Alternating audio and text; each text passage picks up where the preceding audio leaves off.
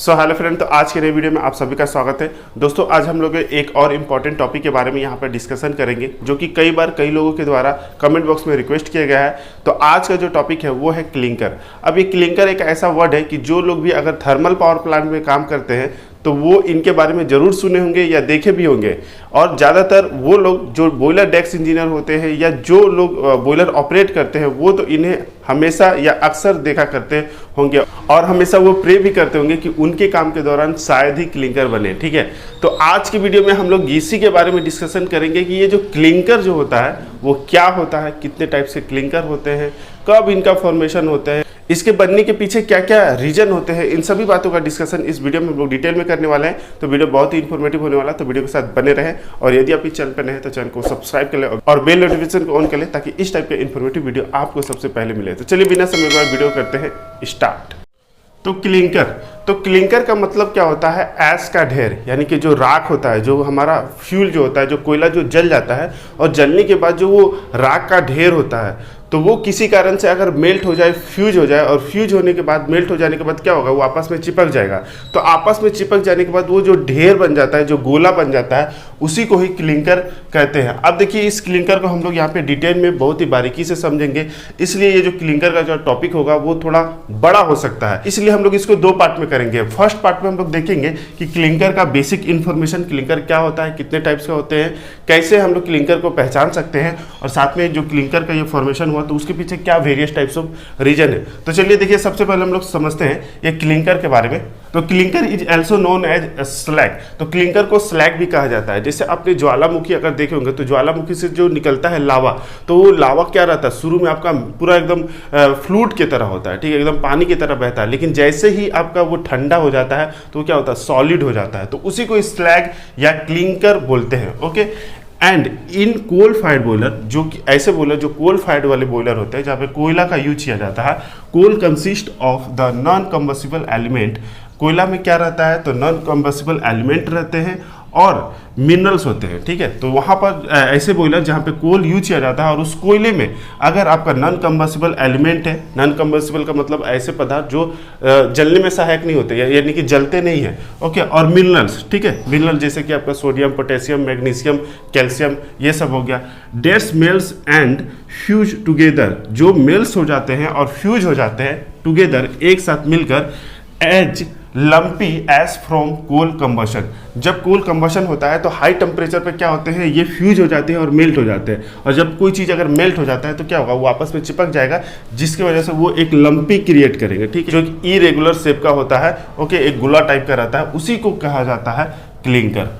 Okay, अब देखिए, जो बॉयलर में क्लिंकर का फॉर्मेशन होता है उसके अनुसार से हम लोग क्लिंकर को दो भागों में बांट सकते हैं। एक क्लिंकर होता है हाई टेम्परेचर क्लिंकर और दूसरा होता है low temperature clinker. High temperature clinker किसको बोलेंगे, वो ऐसे क्लिंकर जिनका फॉर्मेशन हाई टेम्परेचर पे होते हैं। जब हाई टेम्परेचर के कारण जो ऐश होता है वो फ्यूज हो जाता है और मेल्ट हो जाता है और आपस में चिपक के एक गोला, एक लम्स तैयार करता है, तो उसे हाई टेम्परेचर क्लिंकर कहते हैं। और लो टेम्परेचर ऐसे क्लिंकर होते हैं जो लो टेम्परेचर पे ही क्रिएट हो जाते हैं। खासकर वो उसका रीजन ये होता है कि जब कभी अगर एयर का क्वांटिटी उन्हें कम मिलता है तो वो पूरी तरह से जल नहीं पाते हैं। और याद रखिए, कोई भी अगर सॉलिड चीज जलता है मैक्सिमम केसेस में, तो वो सॉलिड चीज पहले क्या होता है, लिक्विफाइड होता है, फिर वो गैसियस फॉर्म में जाता है। तो कोयला जैसे ही जलना स्टार्ट करता है तो देखे होंगे कि वो पहले थोड़ा सा लिक्विड फॉर्म में आता है, ठीक है, एक लम्सी टाइप का एक चिपचिपा पदार्थ निकलता है, और वही क्या होता है, फिर वेपराइज फॉर्म में जाता है। तो जब कभी अगर उसे इनसफिशिएंट एयर मिलता है तो वो जस्ट जलना स्टार्ट करता है, जिसकी वजह से वो लिक्विड का फॉर्मेशन होता है। लेकिन पूरी तरह से एयर नहीं मिल पाने की वजह से वो पूरी तरह से जल नहीं पाता है। तो चूंकि वो लिक्विड का फॉर्मेशन हो चुका है, उस स्टेज में वो पहुंच चुका है, और वो पूरी तरह से अगर नहीं जल पाएगा तो लिक्विड की वजह से क्या होगा, वो आसपास के सभी जो कोयले है, जो बेड मटेरियल है, उसको पूरा वो चिपका देगा। तो उस केस में जो आपका क्लिंकर का फॉर्मेशन होगा वो लो टेम्परेचर वाला क्लिंकर का फॉर्मेशन होगा। ज़्यादातर हाई टेम्परेचर वाला ही क्लिंकर देखने को मिलता है। लो टेम्परेचर जो क्लिंकर होते हैं वो काफ़ी कम देखने को मिलता है। हाई टेम्परेचर अगर क्लिंकर को आप कैसे पहचानेंगे, तो हाई टेम्परेचर वाला जो क्लिंकर होगा उसको आप देखेंगे तो वो व्हाइटिश और रेडिश टाइप का होता है। ऐसे मतलब कि जो आपका कोल है आपका पूरी तरह से जो जल जाता है तो क्या होता है, वो पूरा रेड हॉट हो जाता है। तो उसी केस में यदि क्लिंकर का फॉर्मेशन होता है तो वो व्हाइटिश और रेडिश टाइप का होता है। लेकिन आप लो टेम्परेचर वाला क्लिंकर को देखेंगे तो वो क्या है, वहां पर कोल का पूरी तरह से कंबशन नहीं हुआ है, तो वहां पर देखेंगे तो हल्का व्हाइटिश और ब्लैकिश टाइप का आपको दिखेगा, यानी कि उसमें अनबर्न्ड आपको दिखेंगे। ठीक है, साथ में आप अगर हाई टेम्परेचर वाला क्लिंकर देखेंगे तो वो काफी ज्यादा कठोर होते हैं। ठीक है, उनको निकालना, उनको तोड़ना, उनका सफाई करना काफी मुश्किल होता है। लेकिन लो टेम्परेचर वाला जो क्लिंकर होता है वो थोड़ा सॉफ्ट होते हैं। ठीक है, वो इसके कंपेरिजन में कम टाइम जो है वो कंज्यूम करते हैं सफाई करने में या इसे निकालने में। ओके, लेकिन कोई भी क्लिंकर हो वो क्लिंकर ही होता है, और अगर क्लिंकर का फॉर्मेशन हो जाता है तो वो हमारे बॉयलर के लिए अच्छा नहीं है, काफी ऑपरेशन हैम्पर करता है। इसलिए जो भी बॉयलर डेस्क इंजीनियर होते हैं या जो बॉयलर ऑपरेट करते हैं उनका मेनली फोकस होते हैं कि जो क्लिंकर का फॉर्मेशन हो वो ना के बराबर हो, किसी भी कीमत पे ना हो। ठीक है, इसलिए वो काफी चीजों का ध्यान रखते हैं। लेकिन एक ऑपरेशन ही एक ऐसा रीजन नहीं है जिसकी वजह से आपका क्लिंकर होता है। हम कितना भी ऑपरेशन अच्छा कर ले, लेकिन कुछ ऐसे रीजन होते हैं अगर उनका क्वांटिटी बढ़ा दिया जाए, ठीक है, अगर वो रीजन का क्वांटिटी बढ़ गया तो अगर आप कितना भी अच्छा अगर बॉयलर ऑपरेशन कर लोगे तो वहां पर क्लिंकर का फॉर्मेशन हो ही जाएगा। जैसे फॉर एग्जांपल अगर कोई बॉयलर डेस्क इंजीनियर बहुत अच्छा बॉयलर ऑपरेट करता है, लेकिन अगर उसे कोल का क्वालिटी ही लो दे दिया जाए, उसमें आयरन पार्टिकल्स ज्यादा हो, उसमें अगर एस की क्वांटिटी ज्यादा हो, ठीक है, उसका जो एस का फ्यूजन टेम्परेचर हो वो कम हो, तो क्या होगा, वहां पर क्लिंकर का फॉर्मेशन जो है वो निश्चित है। ठीक है, वहां पर बनेगा ही। तो ऐसे ही कुछ इंपॉर्टेंट रीजन को हम लोग यहाँ पे समझेंगे जिसके वजह से क्लिंकर का फॉर्मेशन होता है। और जब कभी अगर आपको लगता है कि ये ऐसा पॉइंट है तो वहां पर आप और ज्यादा सावधानी रख के उसे अवॉइड कर सकते हैं बनने से। तो आइए जानते हैं एक एक रीजन को कि क्या वो रीजन है जिसके वजह से क्लिंकर बनने का संभावना जो है वो बढ़ जाती है।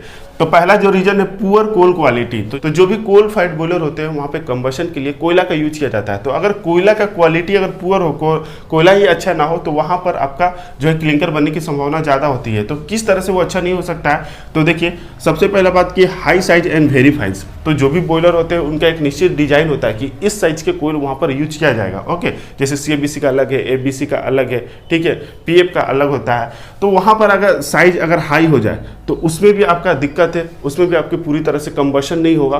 ओके, जिसके वजह से वो ज़्यादा एयर क्वांटिटी लेगा और पूरी तरह से अगर कंबशन नहीं होगा तो वहाँ पे भी क्लिंकर का चांसेस होगा। साथ में अगर वेरी फाइंस होगा तो वहाँ पर क्या होगा, उस चीज़ का वो टेम्परेचर बढ़ाएगा, तो वहाँ पर भी एक क्लिंकर बनने का चांसेस है।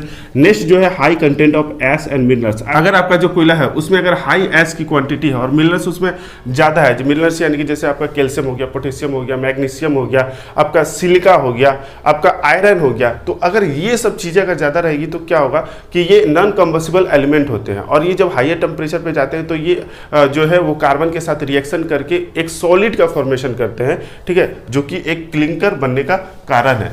नेक्स्ट जो है कि मोर मॉइस्चर, अगर मॉइस्चर ज़्यादा होगा तो आपका कंबशन इफेक्ट होगा, उसका भी एक रीजन है। नेक्स्ट है कि आपका लो एस फ्यूजन टेम्परेचर। तो फ्यूजन टेम्परेचर क्या होता है, तो ऐसे टेम्परेचर जहां पर कोई चीज़ मेल्ट हो जाता है, फ्यूज हो जाता है, उसी चीज़ को फ्यूजन टेम्परेचर कहा जाता है। तो यहाँ पर किसी बात हो रही है, ऐश की बात हो रही है। ठीक है, जो कोयला जल जाने के बाद जो ऐश बनता है, जो राख बनता है, उसी को ऐश कहते हैं।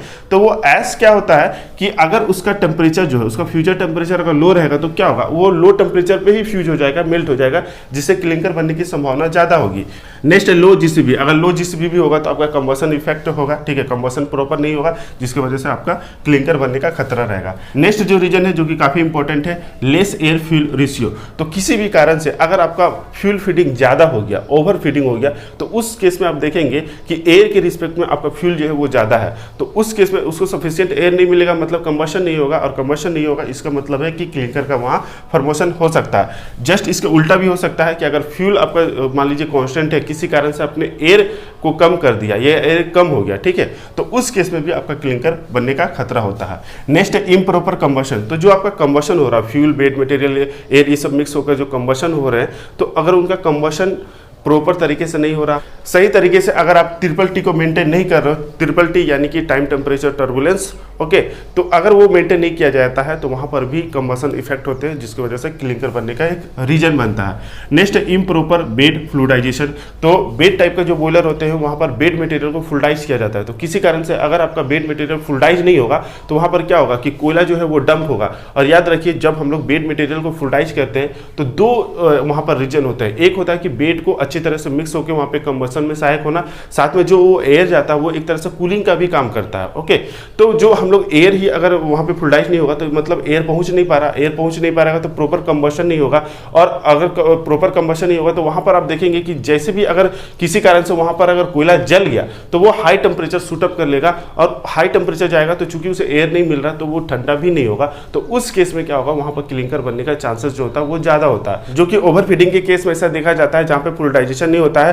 और या खासकर आप यदि बॉयलर लाइट अप होता है तो उस केस में भी ऐसा प्रॉब्लम देखा जाता है। तो इस चीज़ को बारीकी से ध्यान देना चाहिए कि आपका जो फ्लूइडाइजेशन हो रहा है वो प्रॉपर हो रहा है कि नहीं। नेक्स्ट एयर नोजल चोक। तो देखिए, फ्लूइडाइजेशन के लिए हम लोग क्या करते हैं, एयर को भेजते हैं, और एयर जो होता है वो नोजल के द्वारा जाता है। नोजल में छोटे छोटे छिद्र होते हैं, तो अगर वो छिद्र जो है, वो जो होल्स है, अगर वो किसी कारण से बंद हो गया, यानी कि नोजल जो है वो आपका चोक हो गया, जाम हो गया, तो एयर पहुंच नहीं पाएगा। और अगर एयर पहुंचेगा नहीं तो फ्लूइडाइजेशन होगा नहीं, तो उस केस में भी आपका कंबशन इफेक्ट होगा और वहां पे क्लिंकर बनने का चांसेस होगा। नेक्स्ट है poor quality of bed material. तो जिस तरह से पुअर क्वालिटी ऑफ कोल था, उसी तरह से आपका बेड मटेरियल का क्वालिटी भी अगर पुअर होगा, जैसे अगर उसका जो साइज है अगर वो ओवर साइज का हो जाए तो क्या होगा, फ्लूइडाइजेशन में प्रॉब्लम आएगी। अगर उसमें फाइंस होगा तो क्या होगा, वो जल्दी मेल्ट होने का चांसेस रहेगा।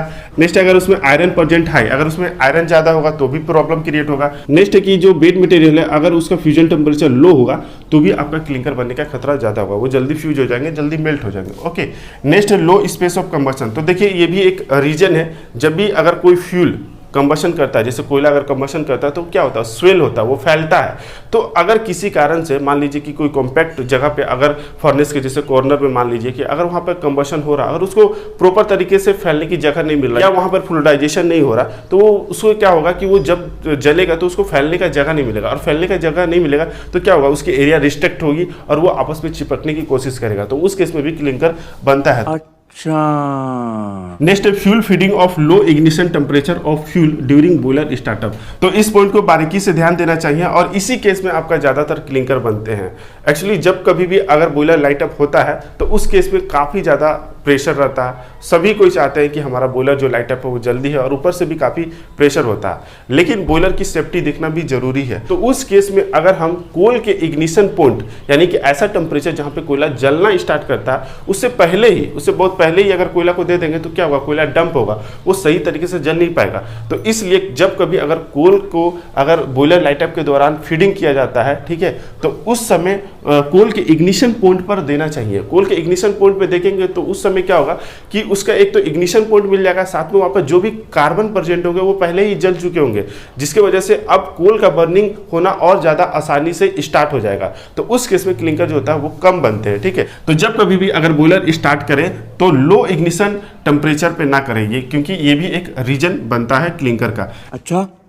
नेक्स्ट है bed temperature thermocouple not working. अब देखिए, बेड टेम्परेचर को देखने के लिए कई सारे थर्मोकपल लगे होते हैं, तो अगर किसी कारण से कोई थर्मोकपल काम नहीं कर रहा तो उस केस में क्या होगा, उस साइड में अगर किसी वजह से अगर ओवर फीडिंग हो जाए तो उस केस में भी आपका जो है क्लिंकर बनने का खतरा रहेगा। नेक्स्ट है less experience and operational fault. तो जो लोग अगर बॉयलर डेस्क इंजीनियर हैं या बॉयलर ऑपरेट करते हैं, तो अगर उनका एक्सपीरियंस लेस है, वो काफ़ी उनका ज़्यादा अनुभव नहीं है, तो उस केस में भी क्लिंकर बनने का खतरा है, क्योंकि उन्हें बहुत ज़्यादा आइडिया नहीं होता कि किस रेशियो में आपको कोल को फीडिंग करना है, कैसा। इसमें जो क्लिंकर बनने का जो खतरा होता है ना, वो आपका एक्सपीरियंस एक मेन रोल निभाता है, क्योंकि जो लोग आपको बॉयलर को कंटिन्यू चलाते हैं, जिनका उस बॉयलर से रिलेटेड एक्सपीरियंस ज़्यादा होता है, तो वो बॉयलर को काफ़ी अच्छे से समझते हैं।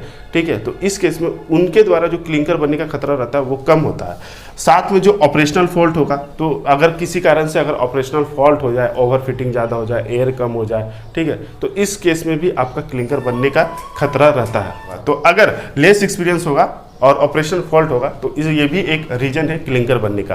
तो ये कुछ इंपॉर्टेंट रीजन हो गए जिसकी वजह से क्लिंकर बनता है। अब हम लोग नेक्स्ट वीडियो में देखेंगे कि जो ये क्लिंकर का फॉर्मेशन होता है तो वो हमारे बॉयलर पे क्या इफेक्ट करता है, हमारे पावर प्लांट पे क्या इफेक्ट पड़ता है और इसको हम लोग कैसे प्रिवेंट कर सकते हैं। तो वो भी वीडियो काफी इंफॉर्मेटिव होगा। अब इस वीडियो में इतना ही। तो आई होप कि ये वीडियो आपके लिए काफी इंफॉर्मेटिव रहा होगा। वीडियो कैसे लगा कमेंट बॉक्स में जरूर बताएं और वीडियो अच्छा लगा तो प्लीज वीडियो को लाइक जरूर करें। आपका एक लाइक हमें ऐसे ही और कई सारे इंफॉर्मेटिव वीडियो बनाने के लिए मोटिवेट करता है। आई होप कि आप इसे समझोगे। मिलेंगे नेक्स्ट वीडियो में, तब तक के लिए जय हिंद।